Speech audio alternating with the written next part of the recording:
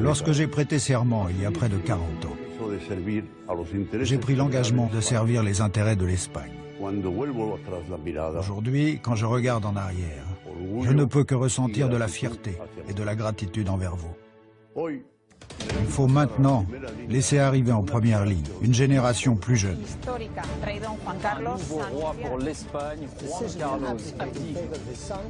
Les adieux d'un roi ont parfois un goût amer. Dans un pays épuisé par la crise, où les scandales ont terni la popularité de la couronne, Juan Carlos d'Espagne abdique.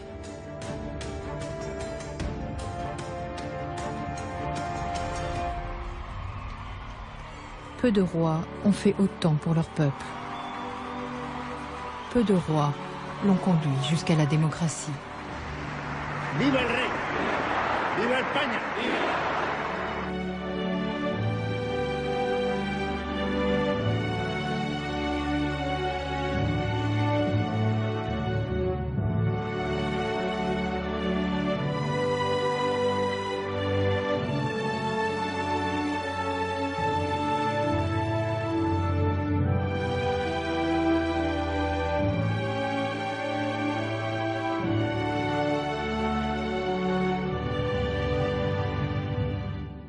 Juan Carlos n'aime pas les grands discours.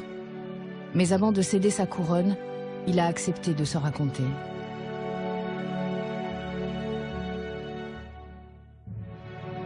Longtemps resté dans l'ombre, beaucoup l'ont pris pour un héritier insignifiant.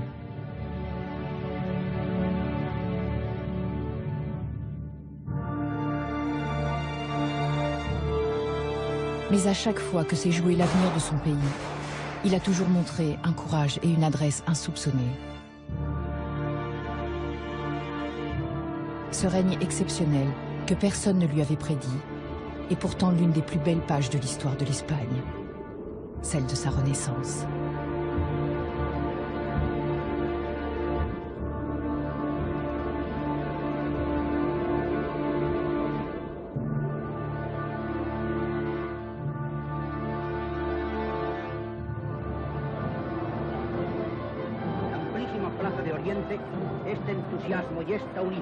Tout commence en 1948, en pleine dictature. España es una, España es grande y España es libre.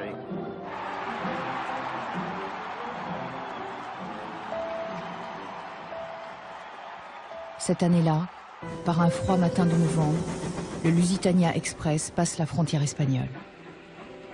Ce train qui file vers Madrid emporte un enfant vers son destin. Le petit voyageur contemple par la fenêtre les paysages qui défilent sous ses yeux. On les lui a souvent décrits, mais il les découvre pour la première fois. Ce passager peu ordinaire est né prince. Sur ses épaules d'enfant reposent déjà les espérances de toute une dynastie. Il a seulement 10 ans.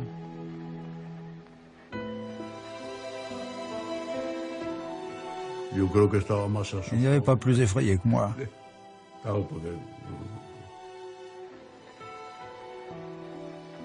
Me retrouver entouré de tous ces messieurs âgés, tout me paraissait si. «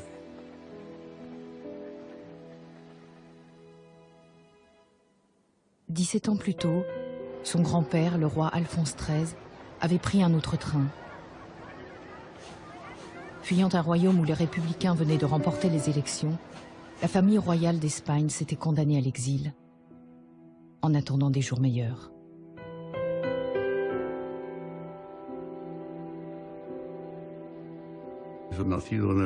Même si je suis né à l'étranger, mes parents m'avaient parlé de l'Espagne, mes grands-parents aussi. Mais se retrouver dans son pays pour la première fois, c'est une impression très forte. À l'époque, je parlais espagnol, bien sûr, mais avec un accent français. Bref, c'était un grand changement.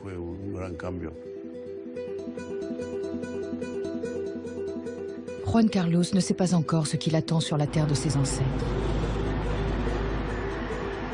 La République qui avait chassé son grand-père a été mise à bas par un coup d'État militaire perpétré par le général Franco en 1936.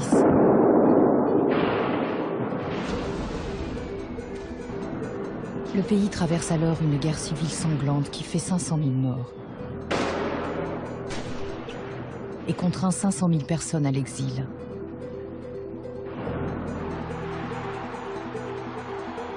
Sorti victorieux, le général Franco règne depuis sans partage sur le pays, avec l'appui d'une armée omnipotente et la complicité de l'Église. Et sont ces Bourbons qui ont occupé le trône durant plusieurs siècles. Celui qui veut une couronne, qu'il se la fasse en carton, la couronne d'Espagne n'est pour aucun Bourbon. C'est le refrain que l'on chante alors dans les rues de Madrid.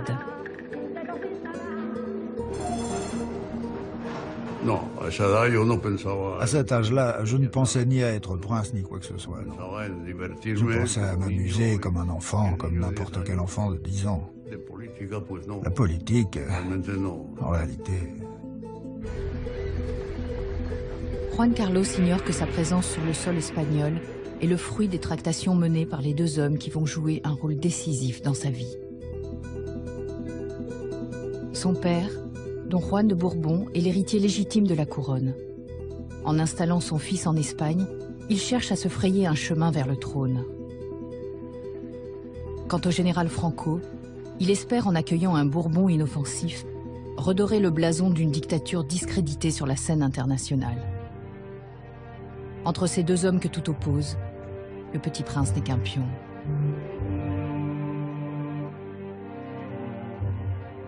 Franco et Don Juan sont tombés d'accord sur une chose. Le prince doit recevoir en Espagne une éducation à la hauteur de son rang.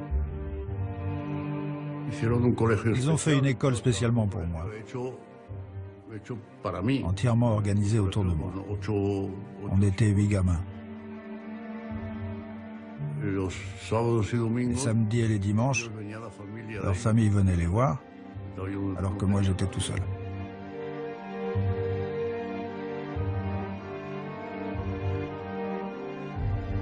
Son père ne lui a laissé qu'une consigne.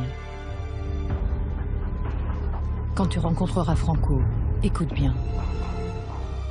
Mais parle le moins possible. Dans une bouche fermée, les mouches n'entrent pas. J'étais réellement très impressionné. J'allais rencontrer un chef d'État. Franco m'a reçu avec beaucoup d'affection.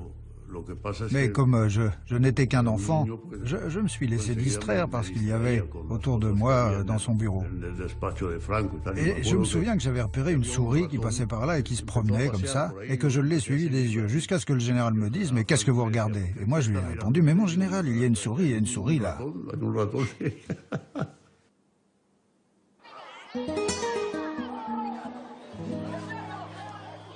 Otage de l'homme qui empêche son père de régner, le petit Juan Carlos n'échappe à son tuteur qu'au moment des vacances.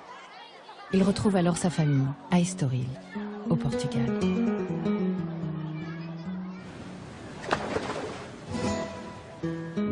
D'un côté, il y avait Franco, de l'autre, mon père. J'étais comme une balle de ping-pong. Quand tout allait bien entre eux, j'étudiais en Espagne. Quand ça n'allait pas, on me rapatriait au Portugal. Mais bon, on s'habitue. Comme ça devait être comme ça, c'était comme ça.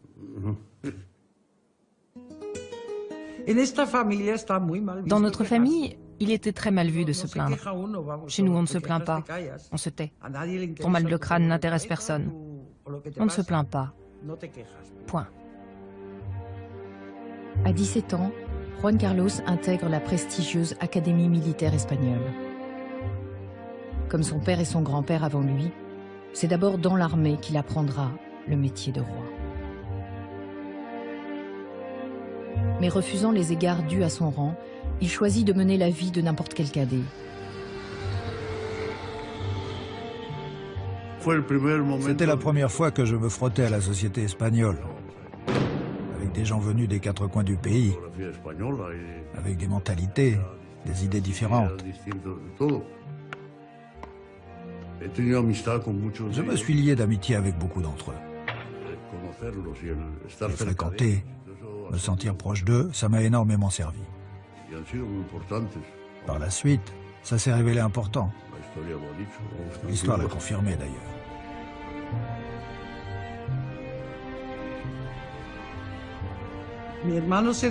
On a découvert plus tard que mon frère avait été dyslexique. Ça lui a beaucoup coûté d'étudier. C'était très difficile pour lui. Mais les dyslexiques développent un autre type d'intelligence. Et je crois que sa grande intuition, elle vient de là.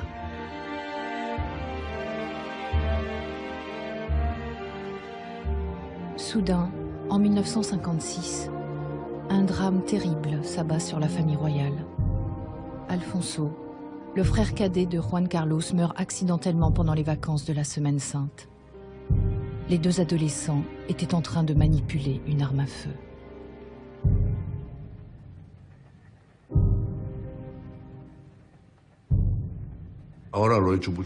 Il me manque beaucoup.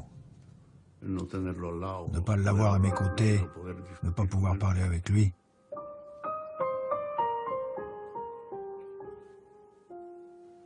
On était très unis. Je l'aimais beaucoup. Et il m'aimait beaucoup. Il était très attachant.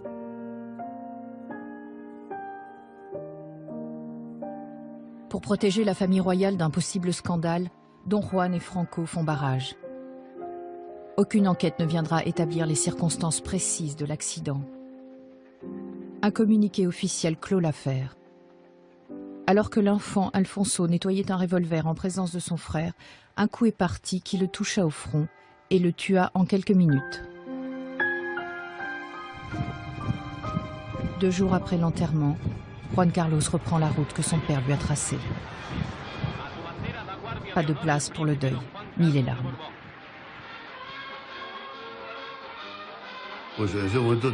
À ce moment-là, on pense seulement à marcher au pas. Je n'avais pas le temps de penser à autre chose.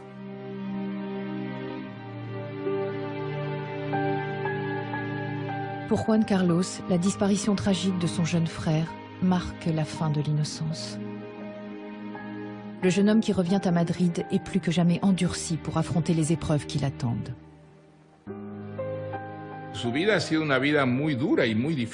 De fait, sa vie a été très dure, très difficile, tragique même.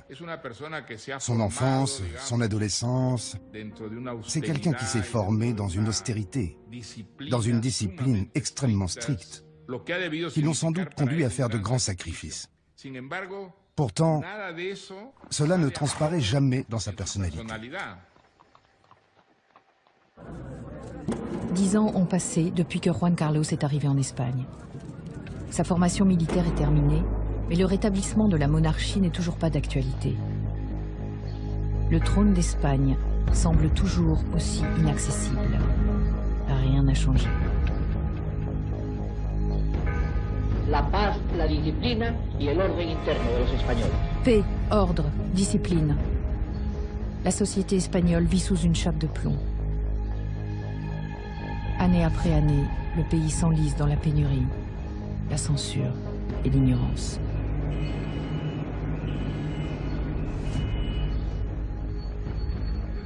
L'Espagne était un pays fermé sur lui-même. En Espagne, il était presque impossible de savoir ce qui se passait à l'extérieur des frontières. Je vivais dans une pension et à l'heure du dîner, les propriétaires mettaient Radio Paris, la radio française, pour savoir ce qui se passait en Espagne. Ici, on était au courant de rien. Tout était censuré et on savait pertinemment que tout ce que les journaux publiaient n'était qu'un tissu de mensonges du début à la fin. Je me souviens que parmi mes camarades à la faculté de lettres, beaucoup ne savaient pas qui était Sartre ou Camus. C'était ça l'Espagne. Juan Carlos a 20 ans et fréquente maintenant l'université de Madrid. Au contact des étudiants, il découvre une autre Espagne, celle de l'antifranquisme. Ça a été important parce que c'est là que j'ai vu qu'il y avait des gens contre, des gens pour. Eux, bien sûr, étaient plus démonstratifs que moi. Moi, je ne pouvais pas. J'essayais de ne pas prendre parti contre les uns ou pour les autres. J'essayais de ne pas polémiquer, de les convaincre par le dialogue. Je disais, bon, tu penses comme ça, Moi, je pense autrement. Mais ça ne nous empêche pas de rester amis. Juan Carlos ne sait toujours pas ce qu'on attend de lui. D'un côté, on lui assigne comme professeur particulier un progressiste, le spécialiste de droit constitutionnel Torquato Fernández Miranda. De l'autre, on le maintient sous une surveillance tatillonne. Ici, en Espagne, on a commencé à me, disons, que j'avais la police derrière tous les jours, alors c'était plus gênant. En revanche, dès que je repartais en voiture au Portugal, la police m'escortait jusqu'à la frontière et après, je leur disais au revoir et j'étais enfin libre. Cette liberté, Juan Carlos compte bien en profiter. Il en a l'âge.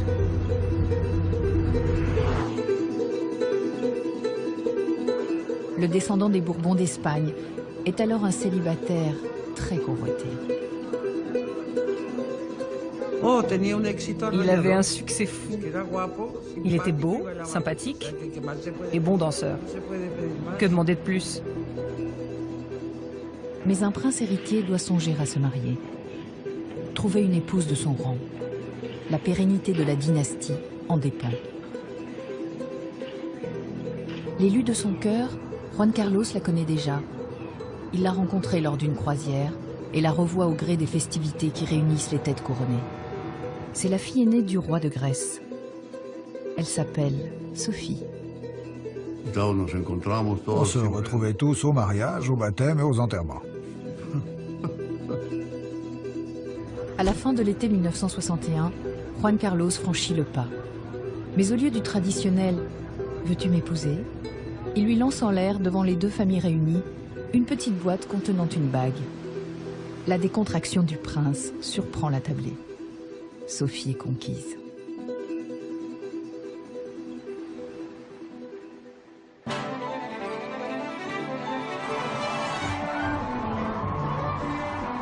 C'est un mariage de contes de fées qui met en émoi la ville d'Athènes et le Gotha européen tout entier. Pendant 2 jours consécutifs, fêtes, dîners, bals s'enchaînent à un rythme effréné avant que l'union soit célébrée avec faste. 150 membres des plus illustres familles royales y accourent. Des centaines d'Espagnols font le voyage pour partager cet heureux événement. Qui n'est pas venu? Qui? Le banc et l'arrière-banc. Ce fut impressionnant. Les fiancés échangent leur consentement dans leurs langues respectives à l'église catholique. Puis ils se rendent à la cathédrale orthodoxe.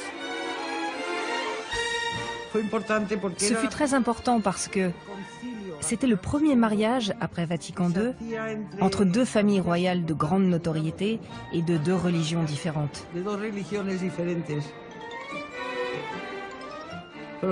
Ce fut divin. Pour un temps, les Bourbons d'Espagne renouent avec les splendeurs du passé.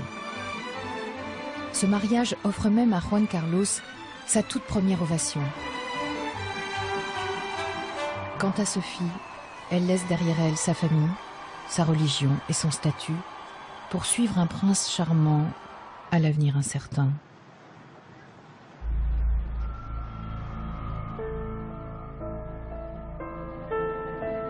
Don Juan comptait profiter du mariage de son fils pour réaffirmer son statut d'héritier de la couronne. En vain.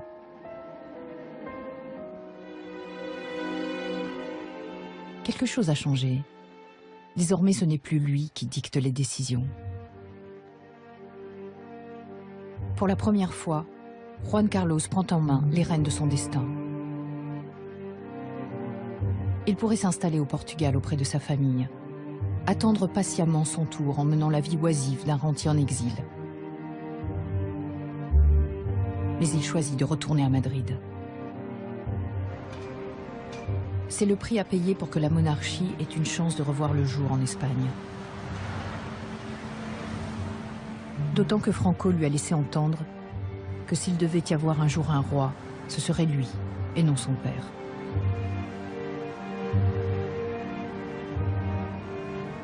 Je crois que Franco a pensé qu'il valait mieux que ce soit le fils plutôt que le père. Parce que mon père, peut-être que les forces du régime ne l'auraient pas accepté. Les jeunes mariés s'installent à la Zarzuela, un pavillon de chasse situé à 2 pas de la résidence du caudillo. La Zarzuela devient leur prison dorée. Une vie monotone que seules les naissances et les baptêmes viendront illuminer. Franco s'impose régulièrement sur les photos de famille. Mais du retour des Bourbons sur le trône, il ne dit mot. Juan Carlos est condamné à attendre. Je me souviens d'un jour où j'étais avec Franco, où je lui ai dit « Bon d'accord, je suis venu vivre en Espagne, mais dans le fond, qu'est-ce que vous attendez de moi au juste ?» Il m'a répondu « Là, vous avez l'Espagne. Faites en sorte que les Espagnols vous connaissent. »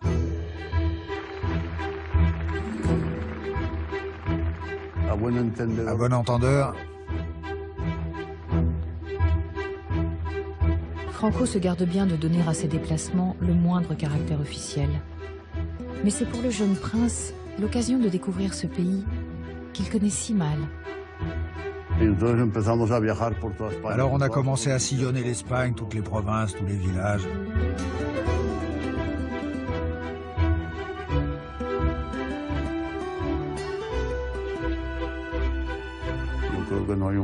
Je crois qu'il n'y a pas un seul village que je ne connaisse pas.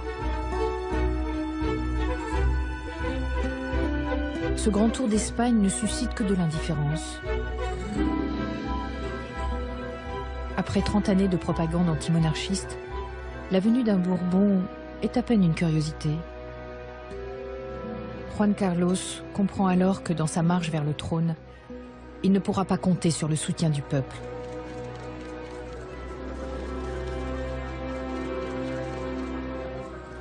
Son avenir reste suspendu aux bonnes grâces de Franco, dont les intentions demeurent plus que jamais impénétrables. Je crois qu'il m'étudiait sans cesse. Il voulait savoir comment j'étais, ma mentalité, ce que je pensais. Moi, j'essayais d'être naturel, d'être moi-même.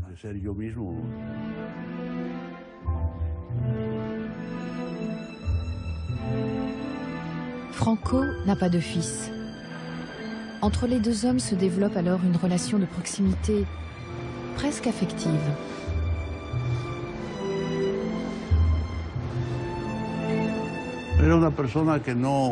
C'était une personne qui parlait très peu. Mais avec moi, il parlait.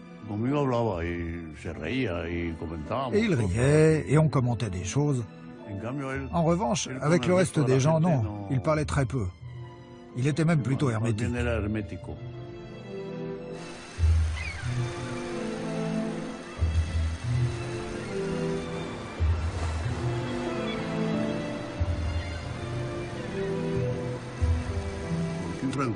Pourquoi Franco a mis autant de temps à me nommer? C'est la question à 1 million, ça. Je n'en sais rien, franchement, je n'en sais rien. Après des années de patience, Juan Carlos s'est habitué à vivre de promesses. Et quand arrive la nouvelle tant attendue, c'est la surprise. Rodeado por la expectación de una inmensa multitud que le aclama, Su Excelencia el Jefe del Estado llega al Palacio de las Cortes para presidir una jornada de incalculable trascendencia histórica. Un jour, il m'a dit « Je vais faire de vous mon héritier, avec le titre de roi. Vous acceptez ?» C'est tout. Designado sucesor en la jefatura del Estado, título del rey para su día, el príncipe don Juan Carlos de Borbón y Borbón.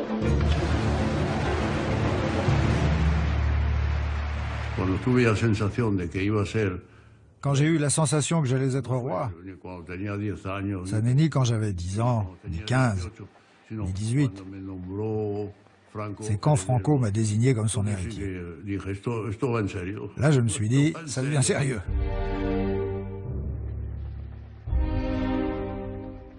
Juan Carlos est enfin fixé sur les intentions de son protecteur. Un jour, il succédera au dictateur. Mais d'abord, il lui faut jurer fidélité aux principes du régime. Liés par un serment solennel, les Bourbons d'Espagne au franquisme. Sí, juro lealtad al jefe del Estado y fidelidad a los principios del movimiento nacional y demás leyes fundamentales del reino. Si así lo hiciereis, que Dios os lo premie, y si no, os lo demande.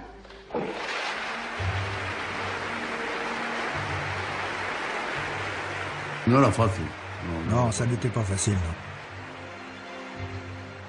Si je n'avais pas accepté, la proposition de devenir l'héritier du trône, comment croyez-vous que j'aurais pu faire ce que j'ai fait? Avec les Espagnols, avec les hommes politiques, avec tout le monde, le changement qu'on a fait, on n'aurait jamais pu le faire.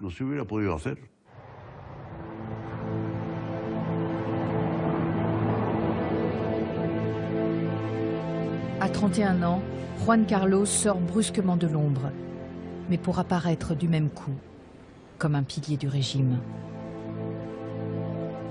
On savait que c'était l'héritier désigné par le dictateur, par le tyran.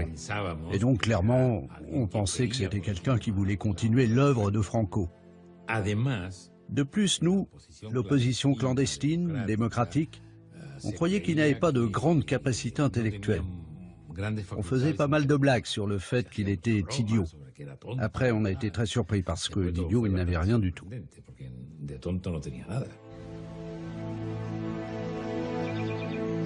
Pour Juan Carlos, le statut d'héritier a encore bien peu de consistance. En réalité, il n'a aucun pouvoir. En revanche, cette nomination a des conséquences douloureuses.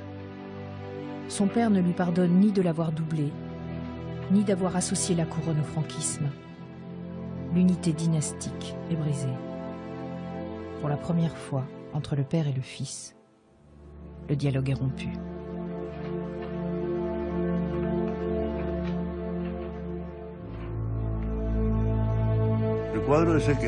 Ce tableau-là, c'est Franco lui-même qui l'a fait installer. Avant, il était au Palais Royal. Il a dit, le tableau d'Alphonse XIII, on le met dans le bureau du prince. Et je l'ai toujours gardé là, dans mon bureau.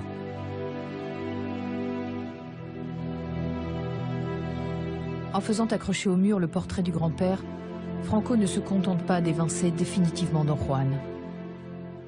Alphonse XIII est le dernier roi d'Espagne à avoir régné, mais il est aussi celui qui avait scellé, en son temps, une alliance entre la monarchie et la dictature de Primo de Rivera.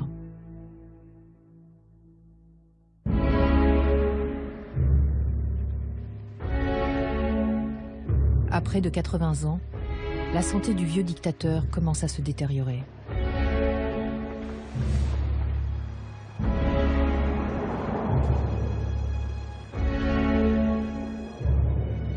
La question de l'après-Franco intéresse au plus haut point l'Amérique. Sur fond de guerre froide, le régime franquiste leur apparaît comme le meilleur rempart contre le communisme. C'est donc avec le plus vif intérêt que Richard Nixon rencontre le successeur fraîchement désigné. Pour sonder ses intentions, le président américain convie l'héritier d'Espagne à se rendre aux États-Unis. En 1970, Juan Carlos fait son entrée sur la scène internationale.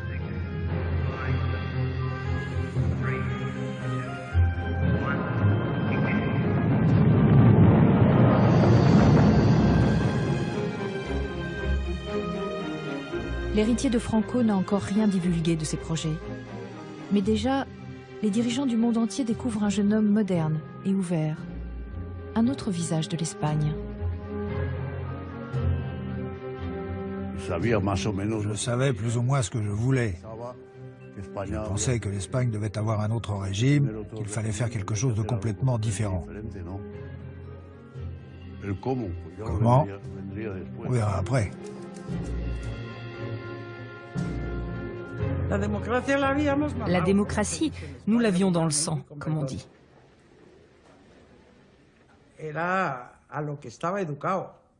C'était la base de notre éducation, transmise par notre père, bien sûr.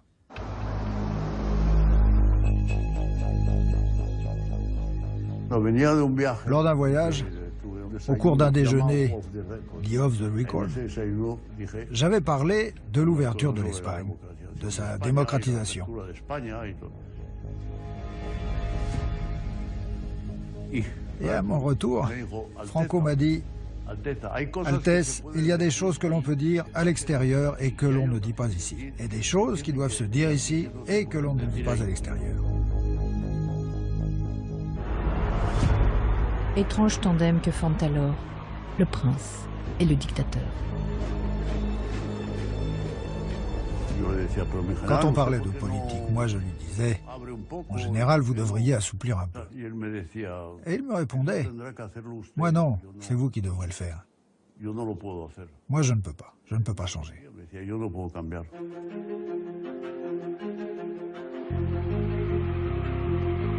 Au début des années 1970, la dictature espagnole semble totalement anachronique. La fracture entre le régime et la réalité du pays est devenue criante. Car malgré son isolement, l'Espagne a changé.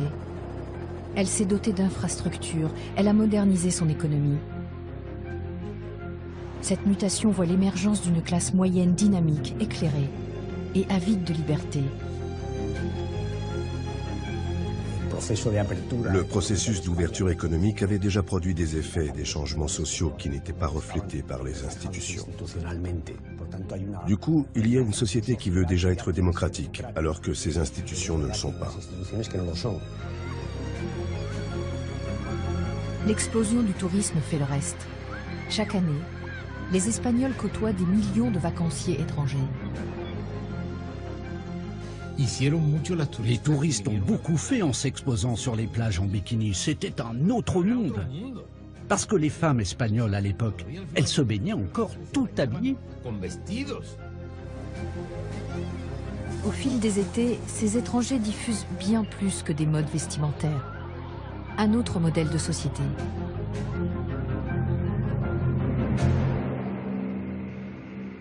La transformation de l'Espagne semble inéluctable. Mais Franco va s'y opposer jusqu'à son dernier souffle. Rongé par la maladie, il choisit en juin 1973 de confier les rênes du pouvoir à l'amiral Carrero Blanco, son plus fidèle collaborateur.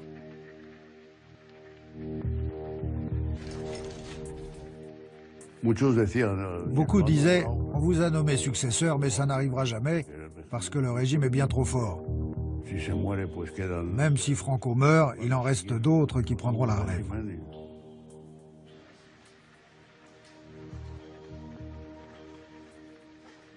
Franco croyait que son œuvre serait éternelle. Il nomme Carrero Blanco, un militaire réactionnaire qui venait de l'Opus Dei. Et il pense qu'il va sauver son héritage. Une bombe le fait sauter et c'est terminé. La potencia de la explosión fue tal que el automóvil voló por los aires, chocó en la cornisa superior de la residencia de los jesuitas y fue a caer dentro de un patio, quedando completamente destrozado. Depuis le début des années 1960, l'ETA, l'organisation indépendantiste basque, a fait de la lutte contre le franquisme son principal combat. En abattant Carrero Blanco, elle fait la démonstration de sa puissance.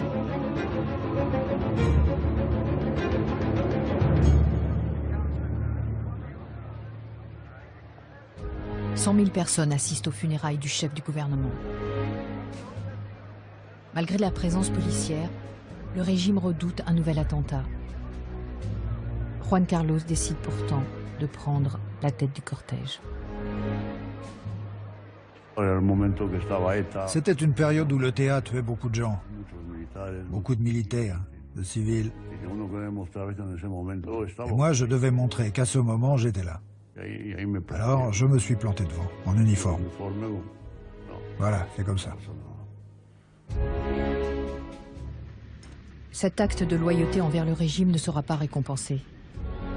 Juan Carlos n'est même pas consulté sur le choix du nouveau chef du gouvernement.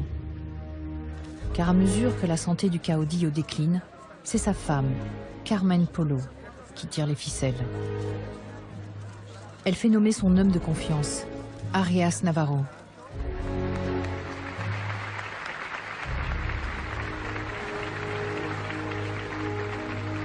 España, España, España, arriba España, viva Franco. Le 4 juillet 1974, le dictateur est hospitalisé dans un état grave.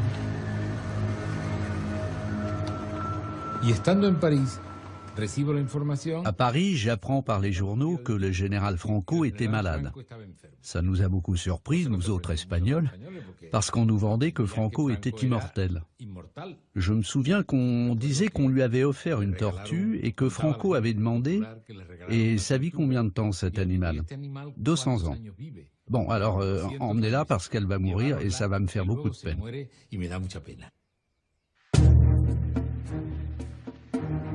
Les manœuvres de Carmen Polo et des ultras du régime n'y peuvent rien. Franco hospitalisé, c'est à Juan Carlos d'assurer l'intérim. À ce moment-là, il y a eu des chefs d'État étrangers qui m'ont dit « Ne rendez pas le pouvoir. Non, non, ne le rendez pas à Franco. On vous l'a donné, gardez-le. » Mais moi, je me disais « Bon, s'il meurt, je deviens chef d'État. Mais s'il ne meurt pas, s'il se rétablit, je lui rends le pouvoir. »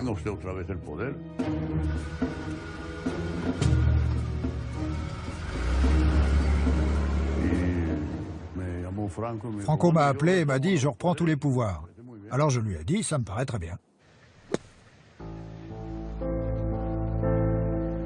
Franco est en sursis.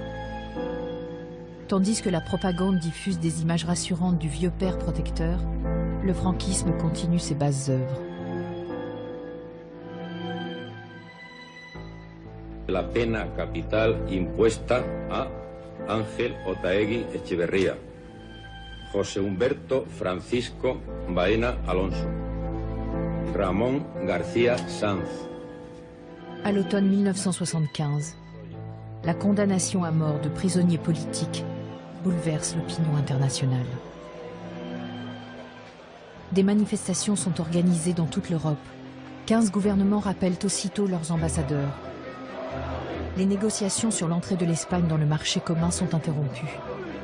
Le pape Paul VI, emmenant avec lui jusqu'à l'église espagnole, appelle à la clémence.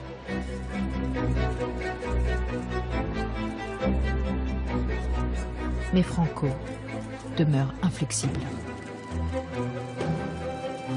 No deseamos estar solos, pero tampoco nos intimida la posibilidad del aislamiento.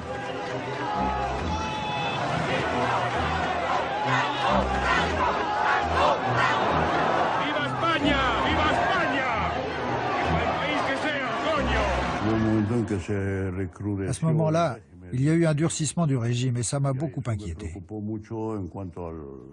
Pour l'image de l'Espagne à l'international, la vision qu'on pouvait avoir du pays à l'extérieur, étant moi-même l'héritier de Franco.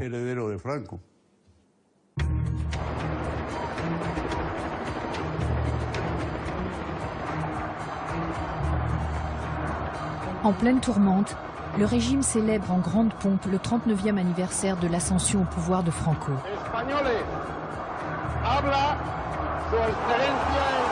Devant la foule qui l'acclame, le dictateur Kakoshim se montre plus radical que jamais. Todo lo que en España y en Europa se ha armado obedece a una conspiración masónica y izquierdista en la clase política. Evidentemente, el ser español vuelve a ser hoy una grosería en el mundo. ¡Arriba España!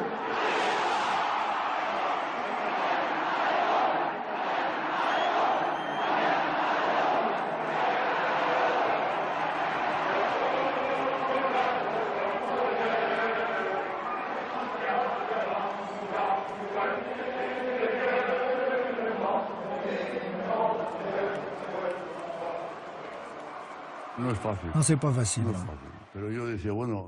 Mais moi, je me disais, tous ces gens-là, il va falloir les faire changer d'avis. Oui, ils étaient nombreux.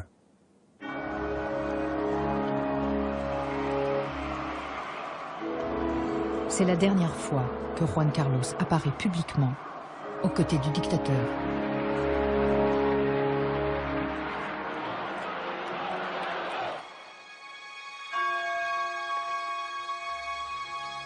Españoles, Franco ha muerto. Un étrange climat s'abat sur le pays. Malgré le froid, d'immenses files se forment en silence pour rendre un ultime hommage au caudillo.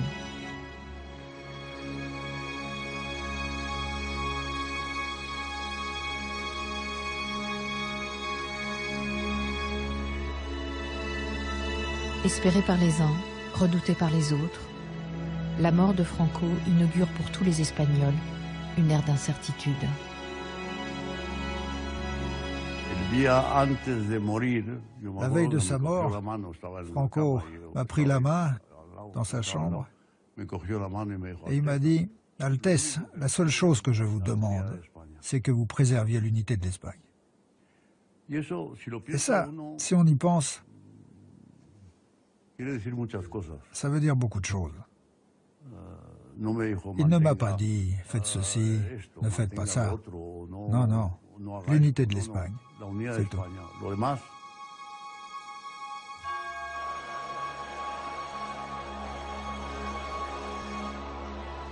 Ce testament politique, les Espagnols le découvrent à la télévision.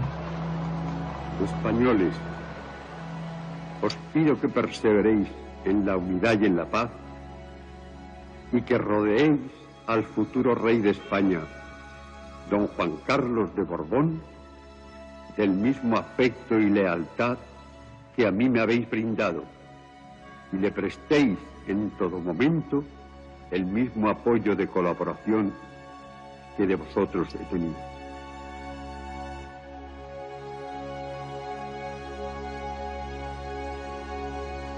En ces jours de deuil national, Juan Carlos mesure le poids de l'héritage qui pèse désormais sur ses épaules et l'étendue de ce qu'il lui faudra accomplir.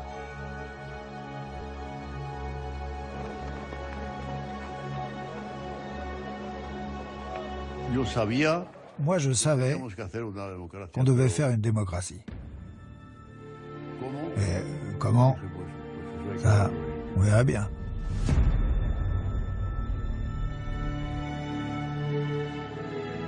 C'est devant les potentats du régime que Juan Carlos doit recevoir sa couronne. Pour l'occasion, le dictateur chilien Augusto Pinochet s'est invité.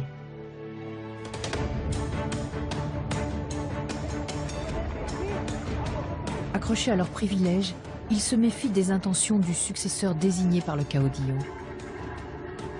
On peut venir m'offrir la couronne sur un coussin, comme m'envoyer la garde civile avec l'ordre de m'arrêter, confie le roi novice à un ami.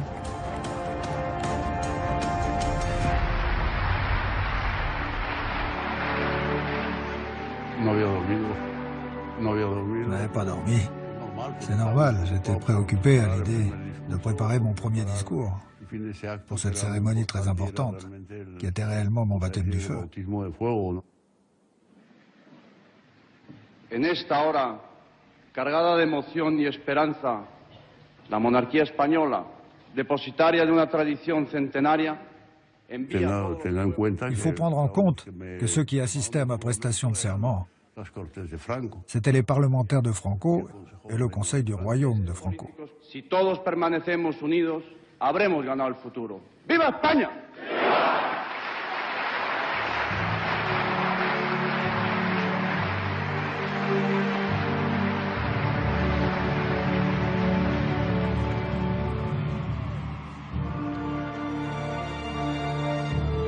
Pour la messe solennelle, Juan Carlos a discrètement éconduit le général Pinochet, lui préférant des invités plus honorables.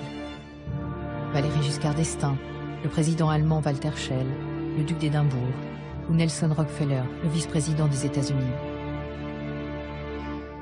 Juan Carlos a été peu disert sur son programme politique. À la surprise générale, c'est le cardinal Tarancón qui appelle de ses vœux un règne de justice, de fraternité et de réconciliation. Je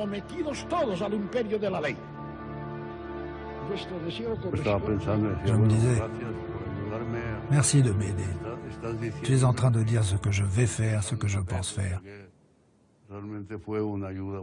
Donc ça a été un grand soutien. Il pouvait le dire publiquement, et d'ailleurs il l'a dit, c'était très courageux de sa part. Ça a été très important qu'il le dise, lui, devant tous les chefs d'État étrangers. Je ne me sentais pas seul. Le discours démocratique, ce n'est pas le roi qui le prononce, c'est le cardinal Tarancón. Donc nous n'étions pas sûrs du projet du roi.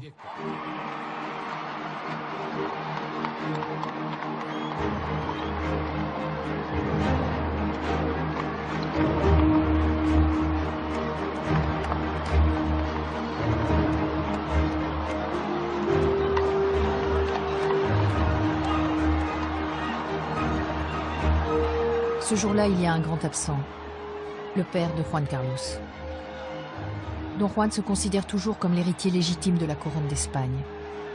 Il a donc préféré suivre de loin la cérémonie qui voit son fils monter à sa place sur le trône si longtemps convoité.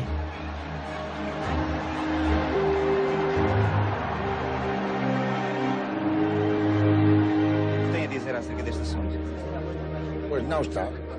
E não está porquê? Não, porque não foi feito de uma maneira absolutamente correta, nem com intervenção do povo, nem com intervenção minha, que era o titular. Portanto, o seu conde...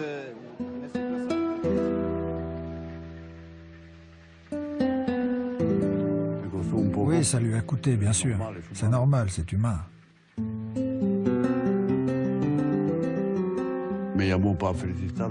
Il m'a appelé pour me féliciter. Enfin, tout ce qu'on peut faire quand on est loin. Je pense qu'il a gardé ça pour lui. Comme on dit en Espagne, il faut savoir souffrir sans le montrer.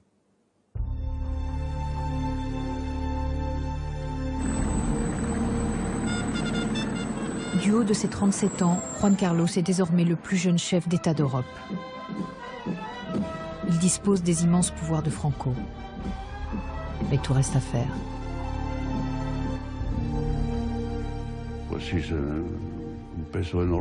Oui, c'était un poids énorme que j'avais sur les épaules.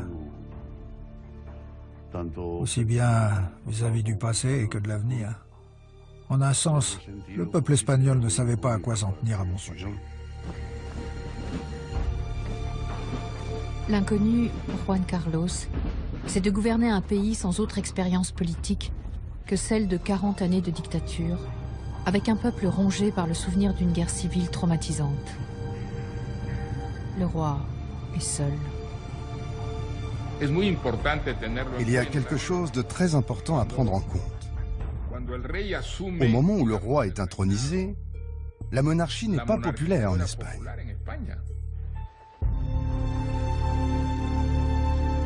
Juan Carlos vient à peine de monter sur le trône que déjà les Espagnols manifestent. Ils réclament le changement, mais aussi des routes, des hôpitaux et de meilleurs salaires. On n'avait jamais vu ça parce que c'était interdit. Une fois autorisé, les gens manifestaient pour, d'autres contre. Il y avait ceux qui étaient d'accord, ceux qui ne l'étaient pas. Au lieu de répondre à l'impatience de la rue, le roi joue la carte de la continuité. Il confirme Arias Navarro dans ses fonctions à la tête du gouvernement. Je pensais qu'il était bon de maintenir un président du gouvernement franquiste, pour qu'il n'y ait pas à proprement parler de rupture, pour que ce soit un changement. Et ça incluait d'avoir à supporter des choses un peu difficiles. Véritable chien de garde du régime, Arias Navarro prône l'immobilisme le plus total. Mais ce gage donné aux franquistes permet à Juan Carlos de nommer un progressiste à la tête du Parlement. Une vieille connaissance, Torquato Fernández Miranda, son ancien professeur de droit. C'est lui qui doit permettre au roi de faire évoluer, en toute légalité, ce régime auquel il a prêté serment. La formule du constitutionnaliste est restée célèbre. Aller de la loi à la loi, en passant par la loi. Oui, j'étais très inquiet. Il m'a dit, pas de problème. De la loi à la loi. Du coup, j'y suis allé plus détendu.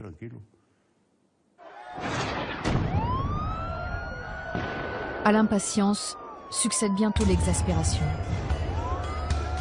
Les étudiants se rebellent. Tous ceux que la dictature avait réduits au silence viennent défier le pouvoir. Face à la colère de la population, la réponse du gouvernement est impitoyable. El gobierno dispone de elementos más que suficientes para aplastar inexorablemente cualquier intento de subvertir o alterar la vida del país. C'est l'engrenage. Grève à répétition, manifestations qui dégénèrent, attentats. Les tenants d'un franquisme pur et dur se mobilisent et ressuscitent les fantômes du passé.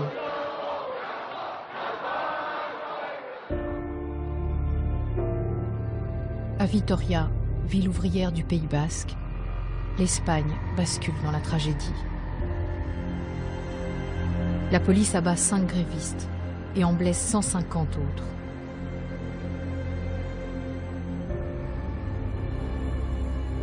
C'est l'indignation. La population perd patience. L'impopularité du gouvernement commence à déteindre sur le roi.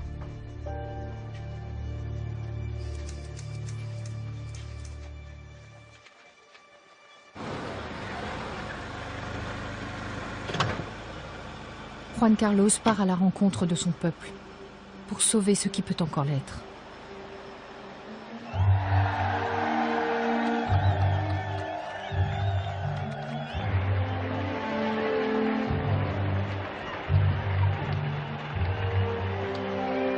Je me suis senti très soutenu durant ces voyages. Et ça m'a donné plus de force pour continuer. Les gens s'accrochaient à une idée qui leur semblait utile, qui pouvait leur être bénéfique. En Catalogne, il séduit son auditoire en parlant catalan, une langue interdite sous Franco. L'afecció dels catalans a la llibertat és llegendària. Mais toujours pas un mot de ce grand changement qu'une partie de l'Espagne attend.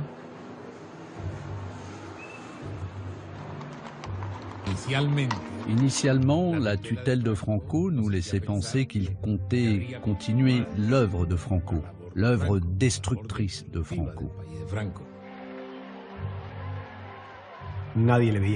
Personne ne le voyait comme le moteur du changement. On le voyait plutôt comme un pur produit du franquisme, amené à disparaître à mesure que le franquisme disparaîtrait de l'Espagne.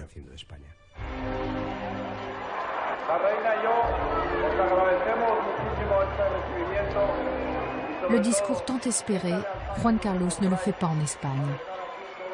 Pour cette déclaration historique, il s'est choisi une autre tribune. Le 2 juin 1976, devant le Congrès américain, il promet solennellement à son peuple l'avènement de la démocratie. The Crown protects the whole people and each and every one of its citizens, guaranteeing through the laws and by the exercise of civil liberties the rule of justice.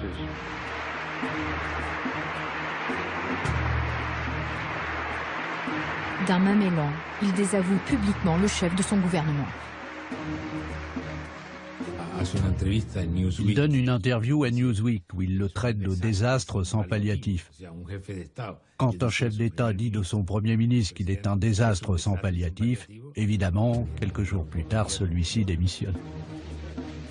À peine débarrassé d'Arias Navarro, Juan Carlos prend de nouveau les observateurs à contre-pied. Il désigne pour lui succéder un homme politique de second plan, Adolfo Suárez. Chez ses alliés comme chez ses adversaires, on dénonce une grave erreur de jugement. À l'international, c'est un tollé. Je savais que la presse allait m'assassiner et que j'allais avoir tout le monde contre moi. Mais moi, je savais que c'était ça qu'il fallait faire.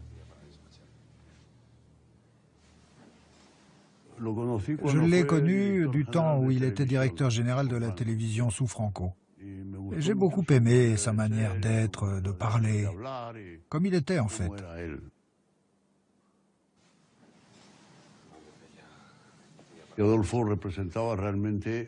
Adolfo Suárez incarnait réellement le changement en douceur.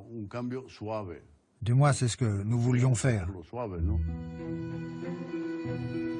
Juan Carlos vient de réaliser un coup de maître. Suárez a beau avoir fait ses armes dans l'appareil franquiste, il appartient à une autre génération que celle des vieillards au pouvoir depuis 40 ans. La confianza que me animó a aceptar esta grave responsabilidad que he asumido radica en el propósito de que la iniciativa del gobierno sea el reflejo puntual y auténtico de la voluntad popular. Ce programme, c'est aussi celui du roi. Et pour le réaliser, les deux hommes savent qu'ils vont être confrontés à l'immobilisme des puissantes institutions franquistes.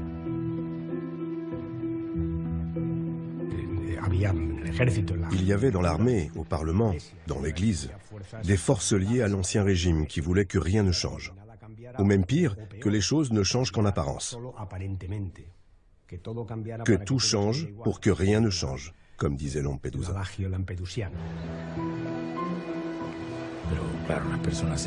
Mais les gens sensés se rendaient bien compte que l'Espagne ne pouvait pas continuer à vivre dans l'isolement, comme la lépreuse du monde.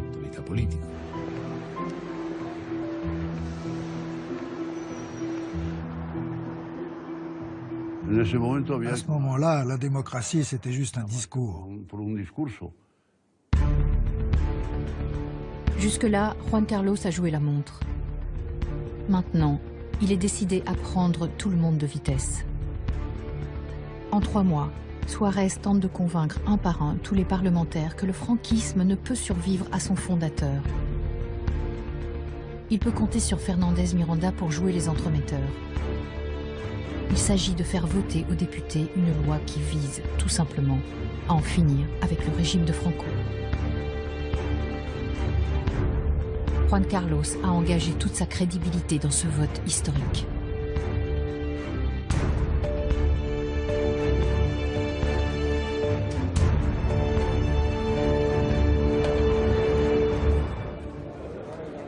El proyecto de ley ha sido aprobado. Se levanta la sesión.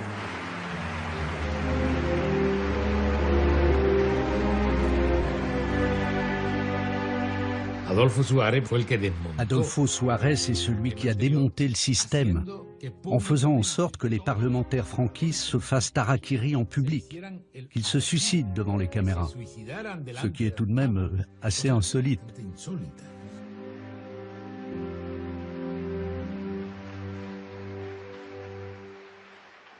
Il y a une scène merveilleuse où la caméra est braquée sur Adolfo Suárez qui se relâche, soulagé que ses efforts pour en finir avec le franquisme soient enfin récompensés.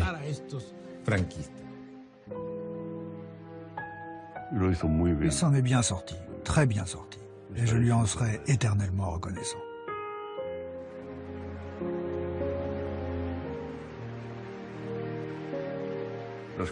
Les Cortés de Franco auraient pu bloquer le processus, mais ils ne l'ont pas fait. Je crois qu'ils se sont rendus compte de ce qu'avait été l'Espagne et de ce qu'elle allait devenir.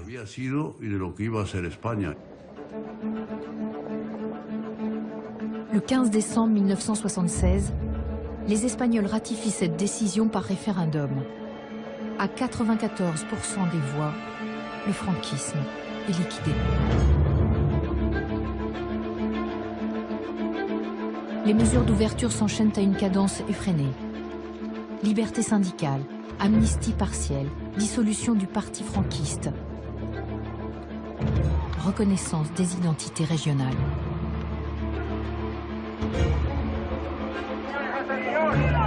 Atención, señores, atención. No den lugar a que lo que ha empezado bien termine mal. Pourtant, la transition démocratique est en mauvaise passe.